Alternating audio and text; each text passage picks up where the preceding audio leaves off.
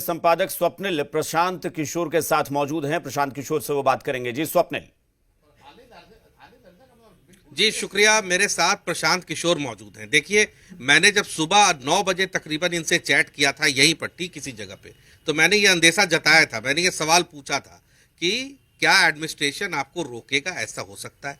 बहुत सहजता से प्रशांत ने कहा कि ऐसी राजनीति नहीं करता, तो इस पर बहुत ध्यान भी नहीं देता। अब पूछता हूँ, जो पूछा था कमोबेश वो दिख रहा है। नहीं, बिल्कुल आप लोग बिहार की राजनीति को और समाज को और यहाँ के अफसरशाही को बेहतर समझते हैं, लेकिन मेरा वो स्वभाव नहीं है। मैंने आपको सुबह में भी कहा कि मैं किसी पर टीका टिप्पणी बिना किसी सबूत के या बिना किसी सही जानकारी के किसी पर टीका टिप्पणी करना मेरी आदत नहीं है। आपने पूछा था कि क्या प्रशासन सहयोग करेगा क्या आपके साथ, तो मैंने कहा था कि नहीं, हम जब उनके साथ अच्छे से व्यवहार कर रहे हैं, हम उनसे अच्छे से डील कर रहे हैं, तो वो क्यों नहीं हमारे साथ अच्छा व्यवहार करेंगे। तो लेकिन जो आज दिखा मुझे वो शेयर अनप्रोफेशनलिज्म दिखा, इनसेंसिटिविटी दिखी और कहीं ना कहीं उनका निकम्मापन दिखा। और इससे मेरा कोई नुकसान नहीं है। जनसुराज के कितने लोग आए वो तो लोगों को दिखा, लेकिन ये दुख हुआ देखकर कि इस तरह से रिटर्न में परमिशन देने के बाद प्रशासन में हाईएस्ट लेवल पे, ऐसा नहीं है कि मैं सिर्फ कोई यहाँ के डीएम और एसपी से, मतलब हम लोग के लोग यहाँ के मुख्य सचिव से कम 5 बार मिले, यहाँ के डीजीपी से मिले हुए हैं। कोई ऐसे ट्रैफिक से जुड़ा हुआ व्यक्ति नहीं जिससे हम लोग जाकर बात नहीं किए हैं, मिले नहीं हैं, उनको सूचना नहीं दी, उनको बताया नहीं। और सब ने ये कहा कि नहीं है, बिल्कुल आप चिंता न करें, कहीं ट्रैफिक की कोई स्थिति पर अनियंत्रित नहीं होगी। और आज हुआ ये कि आप देख रहे हैं कि मैंने कहा था कि 11 बजे के बाद ही लोग आएंगे, और 2 बजते बजते जब करीब 1.5-2 लाख लोग आए तो वो ऐसा जाम हुआ कि पूरे पटना के सारे रास्ते बंद हो गए। और एक समय 2 बजे के बाद ऐसा आया कि जब प्रशासन ने जेपी सेतु पुल पर चढ़ना बंद कर दिया लोगों का, तो करीब आधे से ज़्यादा लोग जो नॉर्थ बिहार से आ रहे थे उनको आने का मौका नहीं मिला। इसीलिए एक तरह से मैंने स्थगित तो नहीं कहूँगा, लेकिन मैंने रैली में जाकर सभा में कहा कि भाई ये अफसोस है कि मेरी वजह से आपको दिन भर यहाँ बैठना पड़ा, और आपसे भी ज़्यादा वो लाखों लोग जो घरों से आज निकले, कई लोग तो बहुत सुबह से निकले थे बिना खाए पिए इस गर्मी में, और वो गाड़ियों में बसों में फंसे रह गए। मैं उनसे माफ़ी मांगता हूँ और साथ में उनको ये आश्वस्त करता हूँ कि मैं आऊँगा। आप यहाँ नहीं पहुँच सके, कोई बात नहीं है, मुझे माफ़ कीजिए उसके लिए, लेकिन मैं आपके यहाँ आऊँगा, आपसे मिलूँगा। बिहार बदलाव की जो यात्रा, जो सोच जनसुराज ने शुरू की है, वो रुकने वाली नहीं है। और आपने जो लोग वहाँ थे, आपने देखा होगा लोगों का जो उत्साह है, जो लोगों की चाहत है, लोग क्या करना चाहते हैं, वो तो आपको दिखा ही होगा कैमरे पर। मेरा दूसरा सवाल ये है कि आपके बहुत सीधा सवाल है कि क्या प्रशांत किशोर मानते हैं कि आज कार्यक्रम हुआ या नहीं हुआ? कार्यक्रम नहीं हुआ। कार्यक्रम मेरी नज़र में कार्यक्रम नहीं हुआ, क्योंकि कार्यक्रम होने के लिए जितने साथियों का, जैसे आपके परिवार में आप कोई कार्यक्रम रखते हैं और अगर आपके आधे रिश्तेदार, आधे घर वाले नहीं आएंगे तो आप क्या कार्यक्रम करेंगे? तो आप कहेंगे कि भाई इसको रोक देते हैं, अगली बार करेंगे। तो वही हुआ। मैं 5:30 बजे, मैं तो खुद 5:30 बजे तक ट्रैफिक जाम में फंसा हुआ था, वो देख रहा था कि भाई कैसे लोगों को निकाला जाए। मैं 5:30 बजे मैं पैदल चल के वहाँ पहुँचा हूँ और जाकर लोगों को स्थिति बताई है और ये बताया है कि भाई मैं आपके यहाँ आ रहा हूँ, आप चिंता न करें, ऐसी घबराने वाली कोई बात नहीं है। प्रशासन का जो रवैया है, लेकिन लोकतंत्र में इन चीजों से मैं वाकिफ हूं। ऐसा नहीं है कि स्वप्निल जरा पूछिए कि प्रशांत किशोर को समझ में तो आ गया कि अगर प्रशासनिक स्तर पर रोका जा रहा है तो उनको लगता है कि बिहार की जनता इतनी जागरूक है कि वो बदलाव की तरफ बढ़ेगी। 2-4-5 लाख लोगों को बुला देना गांधी मैदान में, ये सबकी ताकत नहीं हो सकती है। लोग बताते हैं जनसुराज तो अभी कल का जुमा दल बना है, 6 महीने भी नहीं हुए, और इतनी बड़ी संख्या में गाँव से लोग निकल कर आए, वो जनसुराज की ताकत को दिखाता है। मेरा सवाल फिर थोड़ा पॉलिटिकल है और बहुत सीधा है। पहले जब मैं पहली बार चैट कर रहा था तो मैंने आपसे विधानसभा चुनाव को लेकर पूछा था। आज भी जब आपकी सभा आपके मुताबिक नहीं हुई तो आपके आलोचक मुखर हुए और कहने लगे कि दोबारा प्रशांत की मुट्ठी खुल गई, जो लाख थी वो खाक हो गई, वो ग्राउंड में दिख गया। चलो, मैंने आपको पहले भी वो जवाब दिया था कि जब उपचुनाव की मुट्ठी खुली तो 10 दिन पुराना दल 10% वोट लेकर आया, और आज जब सभा की मुट्ठी खुली तो वहाँ पर आपको 2 लाख लोग दिखे, जो कि यहाँ के बड़े बड़े दल नहीं कर सकते हैं। गांधी मैदान में हर दूसरे तीसरे दिन कोई ना कोई राजनीतिक कार्यक्रम होता है। आप लोग जानते हैं किसकी हिम्मत है, किसकी ताकत है कि वो 2 लाख आदमी भी जुटा दे, वो भी तब जबकि हमारे आधे से ज़्यादा लोगों को रोक दिया गया, जो आपके सामने है। तो दूसरा कोई अगर बैठक कर रहा होता तो जितने लोग आए उसी को बहुत बड़ी अपनी सफलता गिनाता। तो जो विपक्ष है उसका जरा रिकॉर्ड निकाल लीजिए और पूछ लीजिए कि पिछली बार जब नीतीश कुमार ने 2020 से पहले इसी गांधी मैदान में सभा करी थी तो गिनती के 50,000 लोग भी नहीं थे।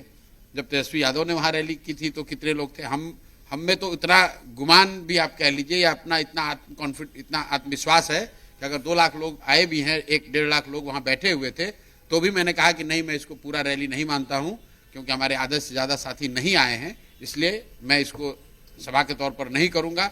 आपसे माफी मांगता हूं और उसको इसका प्रायश्चित या इसका जो रेपिटेंस है वो भी मैं करूंगा। आपके यहाँ आऊंगा, खुद मिलूंगा। 2-3 सवाल बस छोटे छोटे लूंगा। सवाल ये है कि क्या प्रशांत किशोर अब, या सीधे कहूं तो क्या प्रशांत किशोर के मोराल पर आज के इंसिडेंट से कोई फर्क पड़ेगा या आपके नहीं पड़ेगा, तो जो आपके मानने वाले हैं या जो आपके समर्थक हैं उनके मोराल पे कोई इंपैक्ट पड़े? उनका मोराल तो बढ़ा हुआ है। लोगों ने देखा, क्योंकि जो जाम में फंसा वो तो देखा कि भाई कैसे प्रशासन ने उसको रोका। ये कोई मेरा दावा तो है नहीं। जो लोग गांधी मैदान में आए उन लोगों ने देखा, तो उनका मोराल तो बढ़ा हुआ है। एक सवाल इससे हटके है कि एक मेरे ही इंटरव्यू में बिहार के एक उप मुख्यमंत्री कह रहे थे कि 10 लाख नौकरी अगर नीतीश कुमार दे देंगे तो प्रशांत ने कहा है कि अब साथ आ जाएंगे। तो 9-9.5 लाख का फिगर बता रहे थे कि 9-9.5 लाख दे चुके हैं, सितंबर तक 10 पूरा कर देंगे। कौन दे देंगे? अगर बिहार सरकार दे देती। किसका बयान है ये? सम्राट चौधरी ने कहा। सम्राट चौधरी को गिनती अगर आती हो तो बता दीजिए कि भाई जो 9.5 लाख आदमी को नौकरी दिए हो, या तुम्हारी सरकार ने दिए या तुम्हारे पीछे महागठबंधन की सरकार ने दिया है, तो उन 9.5 लाख लोगों का नाम नंबर जारी कर दो भाई। इसमें हाथ कंगन को आरसी क्या, पढ़े लिखे को फारसी क्या? 9.5 लाख बिहार के लोगों को नौकरी मिली है तो सरकार उसका आंकड़ा जारी कर दे कि भाई ये आदमी है, इस गांव इस पंचायत का है और उसको ये नौकरी मिली है। दावे की इसमें दावा मानना नहीं मानने का कोई सवाल ही नहीं है, सबको मानना पड़ेगा। 9.5 लाख हो या 90,000 हो या 10 लाख हो या 15 लाख हो, उसका नाम नंबर जारी कर दो भाई कि ये लोग हैं, फलाना आदमी फलाने का लड़का या लड़की इस गांव का निवासी जिसको की नौकरी मिली, बता दो भाई। चलिए राजेश, अगर आपके पास भी अभिषेक कोई सवाल हो तो मुझे काइंडली स्टूडियो से फॉरवर्ड करें। मैं ये कह रहा था स्वप्निल ये कह रहा था कि पहले भी बता रहे थे कि अब आप लोगों से मिलने खुद जाएंगे, पदयात्रा कर भी रहे थे। लोगों से तो मैं रोज ही मिल रहा हूं, 2 साल से चल रहा हूं। आज जो बिहार बदलाव रैली थी, क्योंकि इस रैली को प्रशासन के वजह से या समझ लीजिए कि मेरी ही गलती से, प्रशासन को समझने में जो मैंने गलती की उसकी वजह से आज वो पूरी तरीके से नहीं हम लोग कर पाए। तो इस आधे काम को पूरा करने के लिए मैं बिहार बदलाव यात्रा के तौर पर लोगों के पास जाऊंगा। जन स्वराज परिवार की बैठक हर प्रखंड में, हर विधानसभा में करूंगा।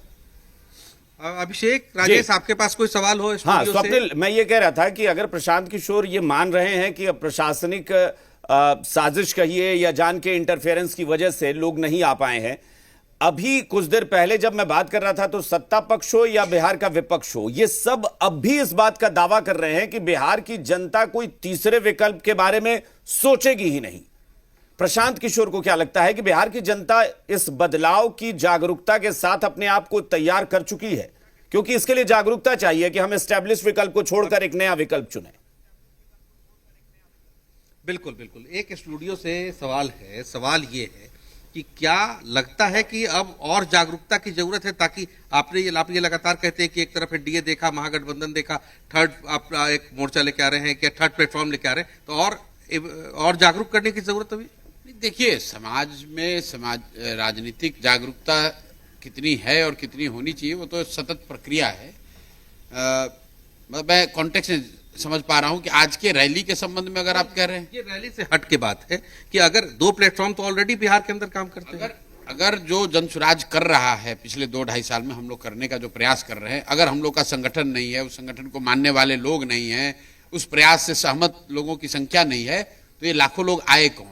नहीं स्वप्निल, लोगों ने जाम लगाया? ये दावा, ये सवाल हमारा, ये बिहार का विपक्ष और सत्ता पक्ष दोनों इस गुमान में है कि बदलाव जनता स्वीकार ही नहीं करेगी। वो मध्य प्रदेश से तो लोग आए नहीं थे, तो अगर बिहार में कोई जन स्वराज से जुड़ा ही हुआ नहीं है, जन स्वराज जो बात कह रहा है या जन स्वराज की परिकल्पना से लोगों का विश्वास नहीं है, तो ये लाखों लोग आए कहां से जिससे कि पटना की पूरी ट्रैफिक की व्यवस्था को अस्त व्यस्त किया।